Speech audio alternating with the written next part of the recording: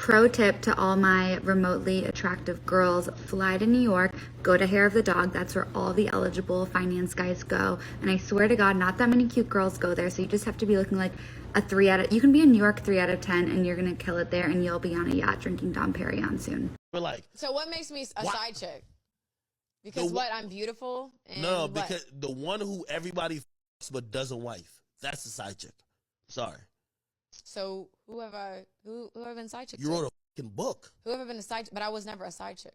Well, when you wrote a book about having casual sex, and by the way, not one of them claimed you. We assume, you know why men don't claim women?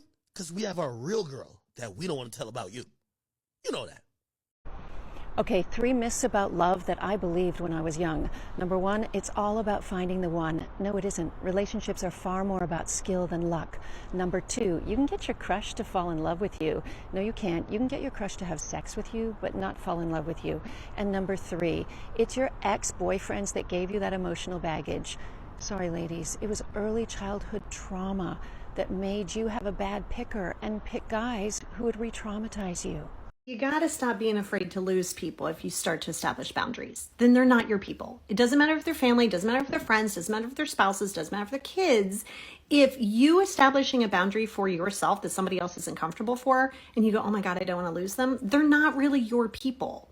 You keep trying to get into everybody else's vibe, and your vibe attracts your tribe. So while you're worried about trying to make all these other people happy, you don't even know your vibe. And then you go, why are my relationships so scattered? Or why does it not? Because you don't know your vibe. When you have your vibe, it will attract your tribe, okay? So it's how you're vibrating. And if you're trying to make sure that you don't lose all of these people and they get some kind of way in their feelings because you establish a boundary, they're not your people. Vice versa, if you cannot respect somebody else's boundaries, regardless if you like them or not, then you need to check yourself because you might not be their people.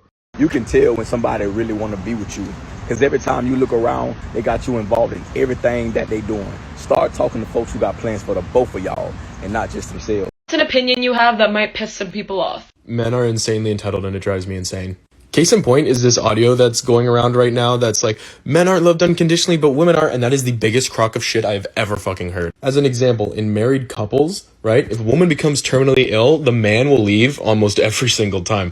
But if the man becomes terminally ill, the woman will stick by your side to the bitter end almost every time. Why? Because when a woman becomes terminally ill, she can't do all the work around the house, all the mental planning, all that stuff that she normally does. So it gets dropped in the guy's lap. He's incompetent. His brain short circuits and now I can't have sex. So he divorces you and bam, you're dying alone. Real unconditional love, eh, fellas? Nobody gets loved unconditionally by anyone except for maybe your mother if you're lucky and have a good mom. And then men have the audacity to be upset. Women want you to maybe be a bit of a provider. God forbid they want some, financial stability in their life and for you to have a job, be able to afford a car payment, rent, and then be able to take them out on dinners and on vacations every now and then. Ooh, so entitled. Fuck you. You're not entitled to shit.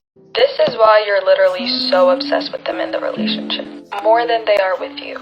So there was this girl on TikTok and she was talking about this manipulation tactic. Obviously your partner could be doing it subconsciously. But the reason you're so addicted to your partner is because sometimes when they give you all the attention in the world, it comes in chunks. It's hot and cold, hot and cold.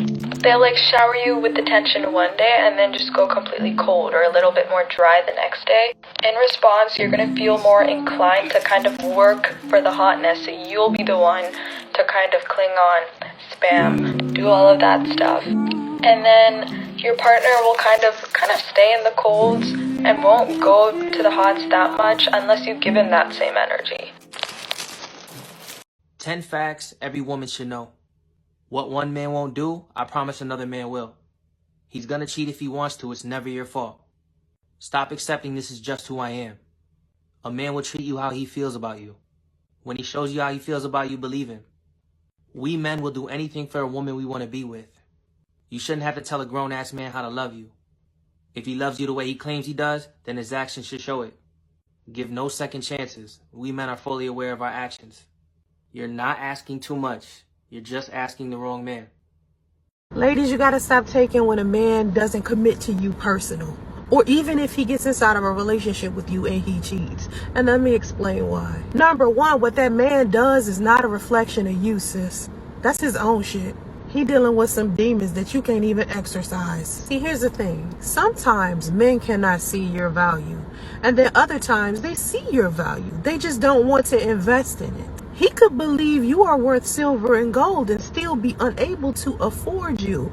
Sometimes people are piss poor morally, sis. Some men are in the browsing around phase. They aren't looking to buy. And then some men commit to you and then have buyer's remorse. And I believe that the only reason why a man could have buyer's remorse is because he didn't have pure intentions for you to begin with. It doesn't mean that you're less valuable. You could be the whole package sent to the wrong address. My brother gave me relationship advice. Quite shame on me. You know, so You gotta say that again.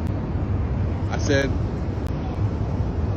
just don't forget, like, when you give a person an opportunity to get to know a person and the person shows you exactly who they are and you're like, oh, I see you, now I know who you are, and then you're like, have some time to think about it, you don't like how it went, really you pointing the finger at them, but really the issue is you got a void in your heart, right? And you tired of being alone and you're trying to fix this and you know what you're going to get from the person, so you try to find some kind of way of making it into a funnel that if I just do this is, I can fix it. My idea of doing it this way, and if I can convince him to buy into doing it this way, it could work. It could just be so simple. And then they show up and it starts all over again. Like, yeah, they put on a nice little show and you get to have what you want. And then all they're going to do is just show up as who they are. And when you get who they are and you get disappointed, the old adage is very relevant, right? Fool me once, shame on you. Fool me twice, shame on me. Right? Because you can't change anybody. And by trying to change somebody else, what you're really trying to avoid is making the changes you need within yourself. By trying to go somewhere externally to get something that you want. And there's nothing wrong with doing that. Just try not to have babies or, you know, get hooked on drugs while you're doing it and you'll be fine, right? Because all you're going to do is get a, you know, a hard head makes a soft butt, a broken heart, or just some tears, you know what I mean? And that's nothing that time can't fix. So as long as you don't got no baby and you got to deal with somebody for the rest of your life, it's a lesson and not a mistake. Not to say babies are mistakes, but if you really know you got to be with somebody, have somebody kid and you don't really want to be with them, it's much better to go ahead and do it with somebody that you know you want to be with and give it an honest shot, you know, and you give it an honest shot and it falls apart versus like you knew this wasn't going to work from the beginning and you still trying to make it work. But you live long enough, you do things, you make mistakes more than once. You don't just make the mistake, move on, do something else. You're like, nah, I made this mistake. I could do it better next time. But you just wind up making the same mistake 2, 3, 4 times. But until you get to the point where you're like, I don't want to make this mistake no more, you'll just go ahead and make the mistake, you know, a couple more times until you change your mind. And that's all, folks.